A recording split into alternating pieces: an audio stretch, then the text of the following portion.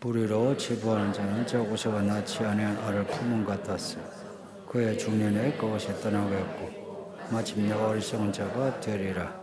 아멘. 예, 오늘 본문은 유다의 죄입니다. 여기 말씀한 유다는 남유다입니다. 이미 북이스라엘은 100년 전에 망했어요. 그 망한 이유 북이스라엘의 죄 때문에 하나님이 망하게 하셨고요. 남유다도 유다의 죄 때문에 망하게 되었습니다. 그 유다의 죄가 금강석 끝 철필로 기록되었답니다. 금강석은 다이아몬드인 거 아시죠?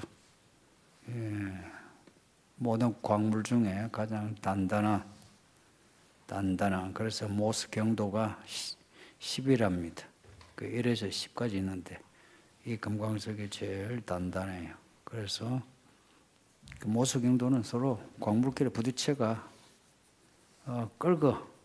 얼마나 단단해서 다른 광물을 끌어내느냐 이건데 금광석은 모든 것을 다 끌어내는 그 유다의 죄를 금광석 철필로 기록했다는 것은 유다의 죄가 그만큼 크고 그 죄가 제일 크고 그리고 분명하다는 겁니다. 그 금광석으로 기록하는데 어디에 기록하는가 보세요. 그들의 마음판과 그들의 제단뿔에 그들의 마음판에 그들의 마음에 죄가 새겨져 있다. 그들 마음이 이미 악하다는 겁니다. 속일 수 없을 정도로. 앞에 16장 12절에 보면 너희가 각기 악한 마음의 완악함을 따라 악한 마음의 완악함을 따라 악한 마음의 완악함을 따라 그렇게 살고 나에게 순종하지 않았다고 지적하셨어요. 그 악한 마음의 완악함 이게 금광석 철필로 새겨진 그 죄의 모습입니다. 그리고 제단뿔에 새겨졌다. 이 유다가 하나님 나아가지는 않고 우상들과 아세라 하면서 우상들에 대한 하나님의 그 분노가 반복됩니다. 그들의 섬긴 그 우상들의 재단에 그 재단이 분명하다. 그 제단뿔에 새겨져 있다. 반면에 그러면 하나님의 제단은 어떨까요? 하나님의 제단에는 나오지 않고 그들의 우상의 제단 앞에 나가서 절을 했다는 겁니다. 그 하나님 앞에 나와서 그 제단에서 속죄제를 드려야 되는데 하나님을 떠나서 우상을 섬겼다. 이러한 유다의 죄가 2절에 나오는데 그들의 자녀가 높은 언덕 위에 푸른 나무 곁에 있는 그 제단들과 아세라들을 생각한다. 그 제단들과 아세라. 얼마나 우상 앞에 나가서 절을 했는지. 그리고 생각한다는 것은 기억한다는 겁니다. 이 단어는 성경에서 아주 중요한 단어예요. 기억하다. 이걸 기억하다라고 그대로 직역을 하면 좋은데 이제 그때가 생각난다 이러죠. 이제 그런 겁니다.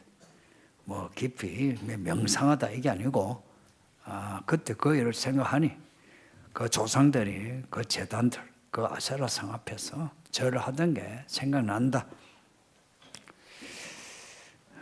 앞에 16장에서 이 부분에 대해서도 말씀하는데 16장 19절에 조상들에게서 받은 것을 허망하고 거짓되고 무익하다. 그 조상들에게 받은 거 허망하고 거짓되고 무익하다. 이 후손들의 조상들을 생각해 보니까 우리 아버지가 우리 할아버지가 하던 일이 하나님을 섬기는 게 아니고 허망하고 무익하고 거짓된 거 그런 일만 했다는 겁니다. 이 조상들이 후손들에게 물려준 게 믿음이 아니고 우상 숭배라 이야기입니다. 성도님들, 우리 자녀들 품 안에 있을 때는 모르죠. 이제 학교 가고 중학교, 고등학교 이제 자라면서 아이들이 부모를 기억하죠. 뭐 잘할 때야 뭐 기도해라, 성경 읽어라, 교회 잘 다니라 하죠. 그런데 크면서 부모가 교회 잘 다니고 예배 잘하고 성경 읽고 기도하고 하지 않으면 그러면 자녀들은 뭘 기억할까요? 뭘 기억할까요? 그 남유다의 모습이 우리의 모습하고 비슷하지 않습니까?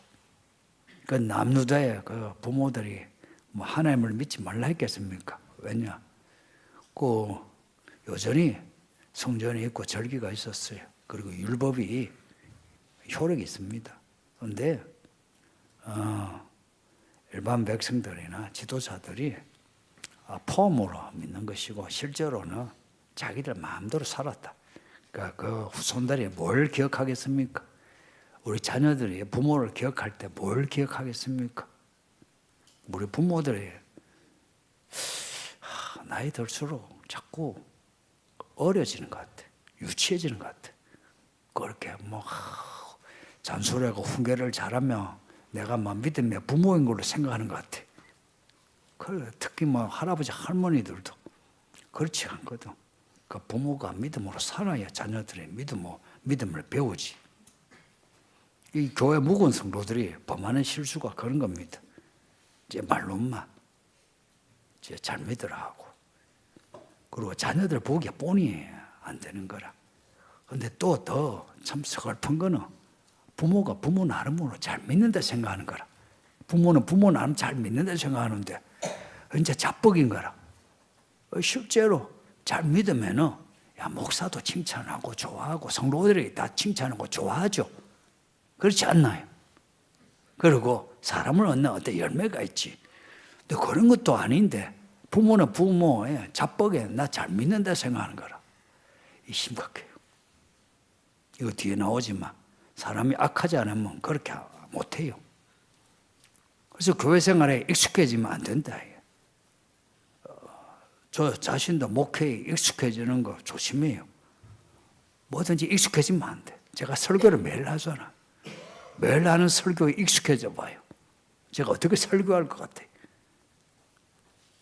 막 그동안야 뭐 이렇게 나가지고 제가 본문만 정하고 안 봐도 설교할 수 있다 생각이 들지 않겠어요? 성도들도 똑같은 거라. 그러니까 부모들이 이렇게 믿음에 정체되니까 그 후손들이 뭘 배우겠습니까? 그 죄가 악순환이 되는 거라. 하나님이 이런 유다의 죄를 반드시 다루신다. 3절에 보면 내가 하나님이 너희 재산과 너희 모든 보물과 산당들로 노력을 당하게 한다. 노력을 당하게 하신다. 하나님이 누군가를 보내가지고 빼앗아 가신다. 하나님 하시는 방식이 이래요. 항상 하나님 하시는 방식이 천사를 보내가지고 빼앗아 가는 게 아니고 욥이 당한 일은 특이한 겁니다. 아니고 보면은 북이스라엘은 아수를 보내가지고 남유다는 바벨론을 보내가지고 예수님 때는 로마를 보내가지고 그렇게 빼앗아 가신다. 뭘? 재산을. 여기에 갑자기 재산이 나와요. 재단들, 아세라상 하면 재단들, 보물과 산당, 뭐 재단과 산당 하면 되는데 재산과 보물, 이 돈이라 여기면 돼요. 돈. 오늘 이 본문 끝에 보면은 돈 문제가 나와요. 고로 이 유다 사람들이 우상을 섬기고자 하는 그 마음이 무슨 마음이냐? 돈에 대한 마음이 더 크다 이거다. 돈에 대한 마음이. 돈 때문에도 우상을 섬겼다고 볼 수 있는 거예요. 돈 때문에. 뭐 지금도 그렇잖아요.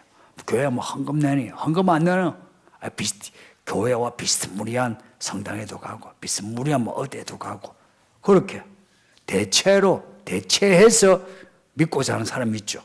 돈이 들까 봐. 여러분도 스스로를 숨기지 마세요. 돈이요, 돈. 여러분의 가장 큰 문제 돈이요.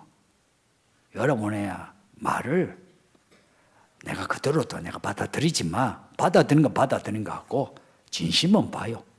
돈 문제가 가장 커. 이렇게 해서 하나님이 유다에게 주신 것을 다 빼앗아 버리신다. 4절에 다 빼앗아 버리실 뿐만 아니라 모든 것을 빼앗아간 원수들까지 섬긴다. 빼앗겼는데 거기에다 억울한데, 그것도 참 억울한데 빼앗아간 그 원수들을 섬긴다. 어디서? 낯선 땅에서. 내가 너에게 준 기업에서 너의 손을 뗄 것이며, 또 내가 너로 하여금 너희 알지 못하는 땅에서 너희 원수를 섬기게 한다. 너희 알지 못하는 땅에서.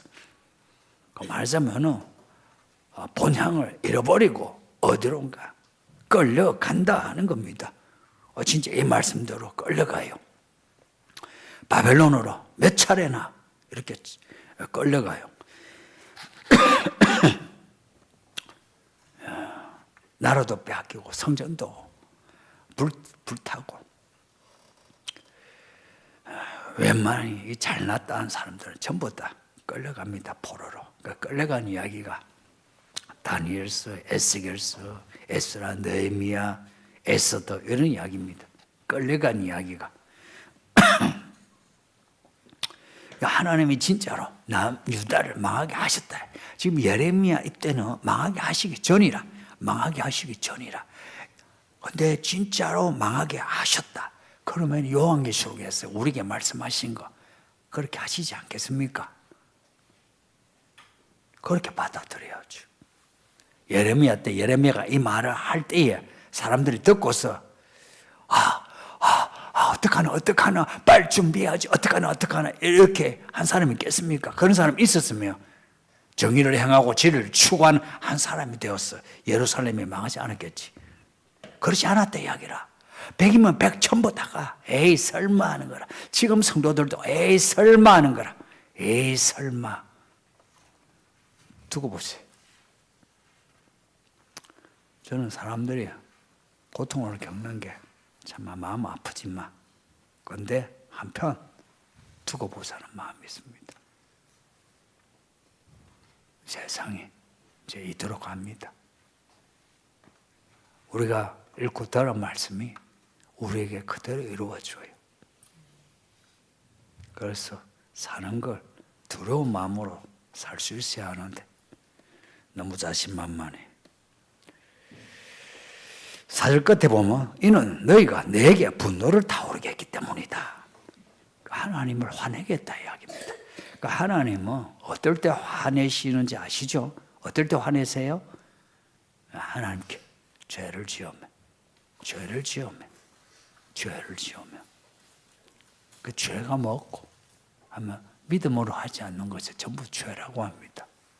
그 믿음이 뭐고 하나님을 의지하고 의뢰하는, 신뢰하는, 혹은 성령을 따라 순종하는, 성령이 우리에게 주시는 깨달음, 생각은 뭐냐면 말씀이에요. 그래서 이 말씀이 많잖아요. 이 말씀을 우리에게 가르쳐 주는 게 성령이에요. 어떻게 가르쳐 주느냐? 오늘 나의 실존에서, 현실에서 어떻게 살 것인가를 가르쳐 주시는 거라. 이걸 믿어야 하나님의 손이 보여. 안 믿으면 에이 어떻게 하나님의 말씀하시오 귀로 들리나? 성도님들, 귀로 들어야만 들리는 겁니까? 귀로 듣는 것보다 눈에 보이는 게 더 정확할 때 있어요. 하나님이 상황을 만들어 가시는 거라. 그래서 하나님의 손을, 그 안 보이는 손을 보이게 하신 거라. 누가 이걸 보느냐? 하나님을 의뢰하고 의지하는 사람이에요. 그 죄의 범위는 엄청 커요. 믿음으로 하지 않으면 전부 죄입니다. 그러니까 우리는 난 나름 양심이라 하는데, 에이, 양심 같은 소리 허망합니다. 그것이 되고요. 저는 저의 양심 안 믿어요.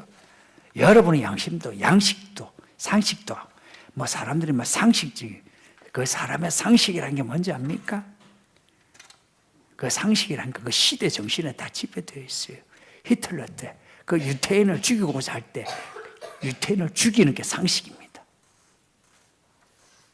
코로나 때 보세요. 코로나 때 백신을 전부 맞는 게, 그것도 10번이고 100번이고 맞아나면 그대로 다 맞는 게 그게 상식이었어요. 그렇지 않아요? 양식, 상식, 개코 같은 소리. 우리의 인생에 가야 할 길은 성경과 성령입니다. 이거는 사람이 엎드리지 않으면 알 수 없어요. 성경을 그냥 내가 거기 뻣뻣한 채 읽으면서 내가 이해했다, 안다 해서 알 수 있느냐? 몰라요. 이 희미한 걸 밝혀주는 게 성령이세요. 그 성령은 엎드려야만 해. 기도하지 않는데 어떻게 분명히 볼 수 있어요? 기도하지 않는데. 기도하지 않는 사람이 어떻게 하나님의 뜻을 따라서 할 수 있어요? 양심대로, 내 지식대로, 사람들의 그 바라는 대로 천만에. 그래서 마음을 딱 다잡아. 성경과 성령의 마음 못 박아놔야 돼요. 그래서 마음에 성경의 흔적, 성령의 흔적이 있어야 돼. 그 인침이 있어야 되는 게 인침이. 중요한 게 우리 마음이라 마음. 이 마음, 믿음으로 산다는 거는 의지의 문제예요. 이런 말은 이 교회에서만 자주 들을 것 같아요. 이건 제가 나는 발견한 거예요. 내가 믿음으로 살고자 결심하지 않으면 못 삽니다. 가만히 있는데 그냥 떠밀려 가듯이 그렇게 하잖아요. 죄는 그렇게 지어요.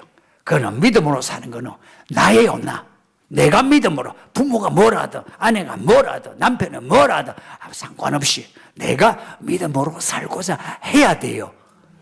그리고 죄를 안 짓고자 해야만 되지. 가만히 있는데 성령이 인도하시는 대로 그런 소리 하지 마세요. 가만히 있는데 기도도 하지 않는데 하나님의 뜻인갑다. 아니요. 하나님의 뜻이 전혀 아니요. 가만히 있는데 되어가는 것은 하나님의 뜻이 아니에요. 그건 시험이라. 믿음의 길은 기도하지 않으면 안 펼쳐지게 되어 있습니다.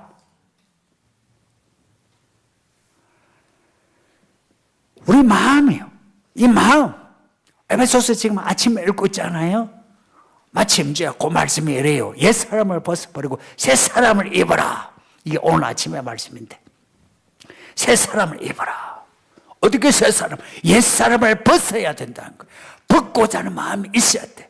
그러니까 내가 옛사람에 해당되는 말과 행동을 내가 버려야만 버려지지. 내가 안 버리는데 가만히 있는데 나는 그것을 안 하고 나는 하나님이 좋아하시는 일을 행한다. 그럴 수가 없습니다. 옛사람을 벌써 버리고자 하는 의지가 있어야 되고 새사람 하나님의 그 거룩한 진리 의를 행하고자 하는 의지가 있어야 그리고 실행을 해야만 내가 새사람을 입는 거지. 성령 충만은 가만히 있는데 성령 충만이 되던가요? 자 구석에 바뀌어가지고 명상하니까 되던가요?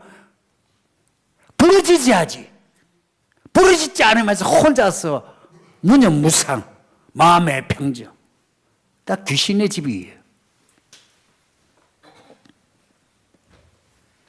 우리 몸은 그냥 놔주면 안 되거든요. 이 몸을 제어할 수 있는 게 마음이에요. 그래서 이 마음을 하나님을 향해서 집중을 해야 되는 거라. 그래서 이 마음이 변화가 돼야 되는 거라. 마음이 바뀌어야 돼요. 새로운 마음이어야 돼요. 그래서 이 마음 결심해서 몸을 쳐서 복종하는 겁니다. 그렇지 않으면은 우리가 하는 말이 욕과 욕망을 따라 몸도 우리의 욕과 욕망을 따라 그렇게 살게 됩니다. 이런 사람 겉으로 보면 뭔가 편하게 사는 것 같죠. 돈도 있어서 편한 것 같죠. 이 강남의 중산층 혹은 부유층의 가정이 온전한 가정이 몇 가정이 될 것 같아요? 성도님들. 그 가정은 뭐 부모와 자식 간이고 부부 문제 아니에요? 그 부부 간에 괜찮은 부부가 얼마나 될 것 같아요? 예? 여러분 주변에 생각해 보세요.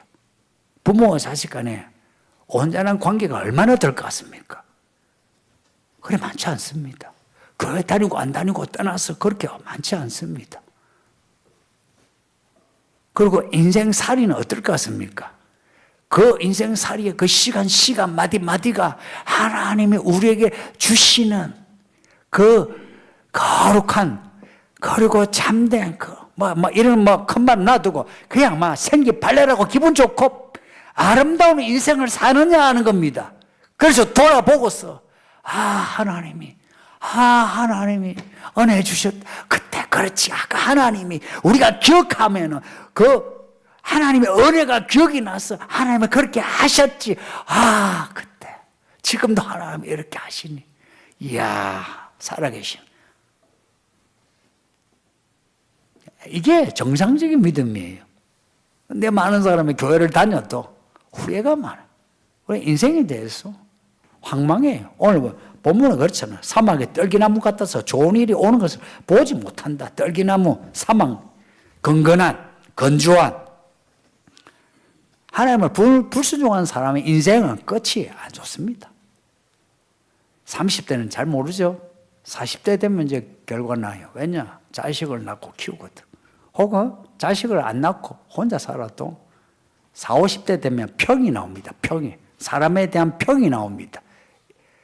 인간이라면 이걸 무서워할 수 있어야지. 이 평조차도 겁내지 않은 사람은 인간이 아닙니다. 짐승이에요. 인간은 평을 두려워해야 합니다. 사람들이 나를 어떻게 보는지 나이가 들면서 그걸 생각해야지. 나이가 들면서도 혼자서 내가 내 알아서 한다. 철이 안 들었어. 철딱서니가 없어. 이런 사람이 장로고 집사고 교사고 교회 일꾼이라 생각해 보세요. 이 철딱선이 없는 사람이 교회를 얼마나 힘들게 하는지 아십니까? 교회만 힘들게 하는 게 아니고 사회에서도 미꾸라지가 어지럽히는 것처럼 교회를 욕먹여요.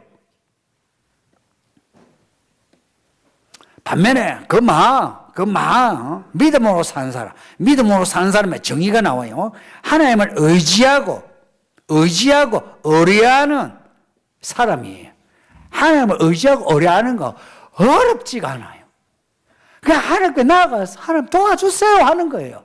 그리고 그 하나님이 내가 하나님께 앞에 엎드리면 뭔지를 몰라도 하나님이 나를 덮어서 보호하신다.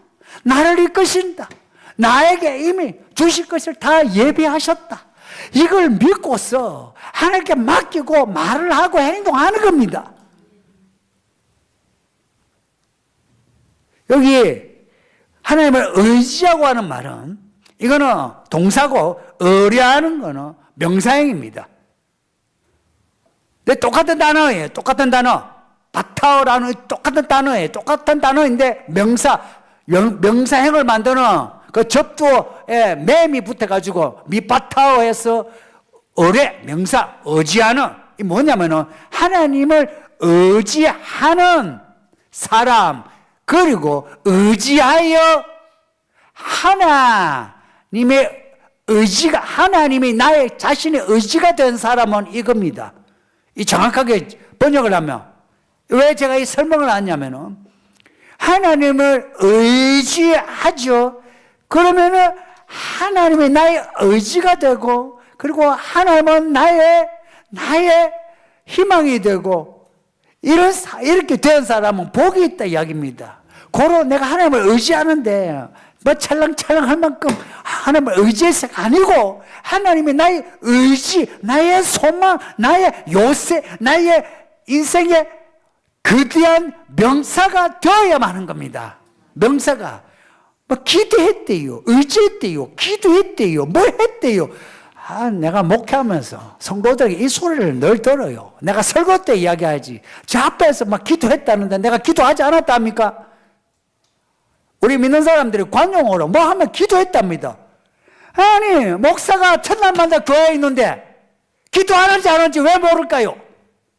그리고 기도하는 사람은 생활의 태도가 다르죠.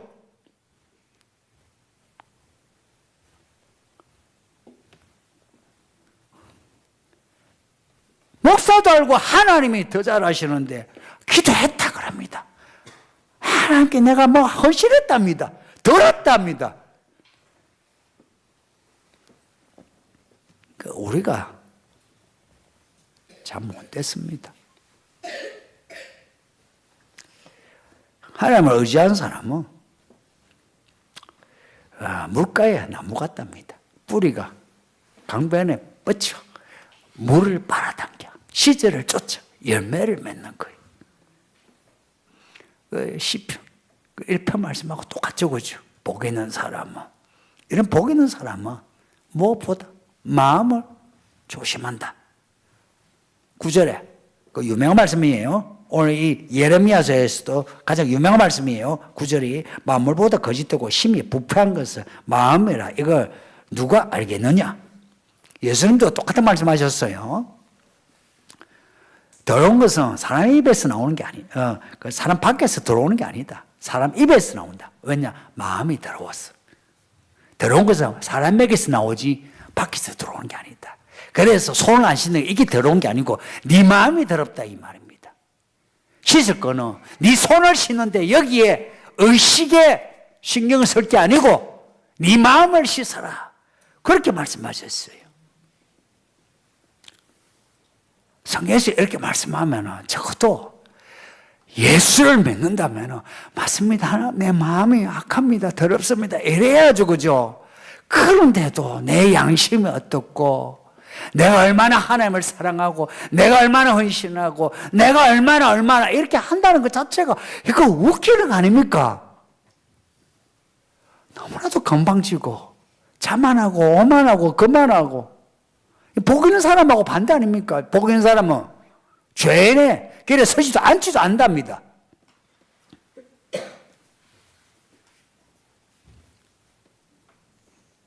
그래서 하나님 앞에 엎드리지 못한다는 자체가 이게 악입니다.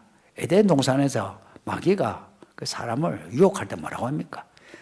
야, 네가 그거 따먹고 선악을 알게 하는 나무에 실과를 먹으면 하나님처럼 되는 거예요. 네가 하나님을 놔두고 네가 선악을 판단해서 살아봐. 네가 하나님이야. 성도님들, 내가 선악을 판단하고 내 길을 내가 판단하는 거 얼마나 좋습니까? 하나님께 하나하나 물어가지고 답을 얻고 싶습니까? 아니면 그냥 내가 알아서 판단해서 살고 싶습니까? 우리 마음 그대로 놔주면 어떻게 할 것 같습니까? 내가 내 마음대로 살고 싶지. 오늘 예배도 가고 싶든지 안 가고 싶든지 내가 이 돈을 하나님께 바치든지 안 바치든지 내가 알아서 하는 거 아닙니까? 내가 알았어. 그 건드리는 거 싫죠? 그런 거라. 우리가 우리 알아서 한다는 자체는 하나님을 놔두고 이거는 악 중에 가장 큰 악입니다. 내가 하나님처럼 된다는 겁니다. 그래서 하나님은 사람의 마음을 꿰뚫어 보십니다. 오늘 말씀은 그렇죠. 나 여호와는 심장을 살피며 폐부를 시험하고 폐부, 심장, 마음 똑같은 말입니다. 단어는 달라도 때로는 똑같은 단어인데 심장이라 하기도 하고 마음이라 하기도 하고 심령이라 하기도 하고 그럽니다. 그런데 그 의미하는 바는 같은 거예요. 마음, 심장, 폐부. 때로는 생명, 혼까지도 똑같은 단어로 이야기합니다. 마음이요, 마음. 각각 그의 행위와 그의 행실도로 보응한다. 그 마음에 가진 거는 말과 행동으로 나타나니까 그 마음을 지키지 아니하고 그 악을 말로 하고 행동을 한 사람에 대해서 그 마음을 하나님이 살펴보고 그 행위, 그 마음에서 나온 그 말과 행위를 심판하신다 이야기입니다. 그래서 요한계시록에도 마지막 심판은 행위를 심판하신다는 게 뭐냐면 우리 마음에 악한 생각이 나더라도 그걸 절제하고 못 박아 죽이면 끝나는 거예요. 그러나 그걸 참지 못하고 내가 말을 하고 행동을 할 때에 그는 죄가 확실해지는 겁니다. 죄가 확실해지는 겁니다. 죄가 우리 가운데 늘 있지만 기웃거리지만 그 죄를 받아들이게 되고 그 죄를 내가 모시게 되는 겁니다. 죄가 왕이 되는 겁니다.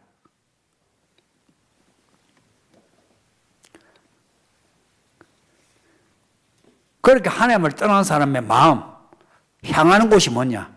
11절에 불의로 치부하는 자는 갑자기 불의가 나와요. 그리고 앞에서 하나님이 심판하실 때 재물과 돈을 보물을 심판한다 나와요. 그리고 오늘 이 말씀에 그 앞에와 끝에 보면 돈 문제가 들어가 있어요. 치부하는 거, 불의로 치부하는 자는 그의 중년에 부가 떠나고 마침 어리석은 자가 되리라. 이 전체 맥락을 보면 치부하는 거 누가 치부했냐?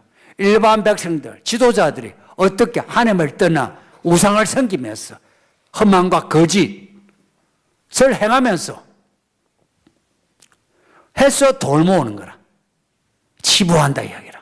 이 치부란 거는 부자가 되는 거예요. 남유다가 죄악으로 가득한 이유, 사람들이요 돈에 빠져 있는 거라. 이게 확실해요. 그 당시에 그 경제 상황은 기록에서는 알 수 없어요. 예수님 당시에 예루살렘의 경제 상황은 기록으로 많이 남아 있어요. 예를 들어서 거기에 뭐 나무가 뽕나무가 몇 개 있으며 뭐가 집이 몇 채 있고 이런 게 그 통계가 남아 있어요.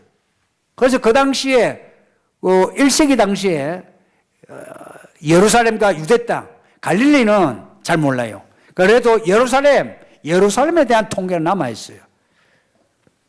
그때도 부의 문제가 컸어요. 그래서 예수님이 하나님과 재물은 겸하여 섬길 수 없다 말씀하신 이유가 그거예요. 그런데 그 오래전에 600년 전인 요때에도 불의로 치부하는 이 문제가 큰 문제였다는 겁니다. 앞에서 내 재물과 보물을 빼앗기고 그 말씀 보면은 지금 남유다의 문제가 치부하는 문제, 부자 되려고 하는 거, 돈 모으려고. 왜 돌 모으는데 하나님을 믿는 게 힘들어요. 왜냐? 하나님을 믿으면 하나님께 드려야 될 게 많아. 그리고 하나님을 믿을 때 하나님이 뭘 싫어하냐? 예레미야서에서 7가지 어떤 그 악이 나와요. 부와 관련해서 악이 나와요. 예를 들면 가난한 자의 것을 빼앗는 거, 거짓말하여 탐하는 거, 혹은 탐욕으로 살아가는 거, 이런 문제를 지적을 해요. 그러니까 이 남유다의 이 치부의 문제가 컸다는 겁니다. 이 치부하는 자, 그의 중년에 부가 떠난다. 그렇게 모아놓아봤자 소용없다. 근데 이런 말 요즘 안 통하죠. 건물 한 채 있으면 한평생 가니까 이 시대가 지금은 이제 안 통해서 이제 이런 말씀 아닌데 우리 집에 집이 있는데 벌써 10억이 올랐는데 내년 되면 또 10억 오를 것 같은데 내 노후에 이미 됐는데 하나님이 해주신 거 없어도 내가 모아가지고 건물 한 채 있는 거 되는데 이러니 건물주가 열심히 믿겠습니까? 예? 건물주가 믿겠습니까? 건물주가 걱정하는 거 뭘 걱정하는 줄 아세요? 교회 10을 주하는 거. 이거 내가 그냥 하는 말이 아닙니다. 실제 그걸 걱정해. 10을 주하는 거 걱정해. 거기에 힘들어 죽어요. 할 때마다 해야 될지 안 해야 될지, 하려면 온전하게 해야 될지. 여러분도 그런 걱정하죠. 평생 해보세요. 여러분의 인생에. 여러분 인생 그걸 한번 평생 그렇게 해보세요. 아등바등 그 결과가 어떤지. 삶은 시간이 가면서 드러나게 됩니다. 저는 확실하다 봅니다. 오늘 이 시대가 남유다의 그 마지막 모습하고 거의 맞아떨어져요. 이런 시대에 성도님들 교회 다니면서 이 신저신 믿지 말고 성령을 따라 삽시다. 그리고 믿음으로 사는 거 이거 의지예요. 이 의지를 죽이지 말고 타협하지 말고 그렇게 살아낼 때에 하나님이 내 인생을 진짜로 내 인생을 양손으로 붙잡고 가시고 때마다 하나님이 준비하신 걸 보게 하십니다. 이 놀랍고 안전한 인생을 사시기를 예수의 이름으로 축복합니다. 아버지 하나님 감사합니다. 다 같이 기도해요. 우리를 불쌍히 여기사 이렇게 다 함께 예배하게 하시니 이 안전한 시대가 얼마나 갈지 아버지 하나님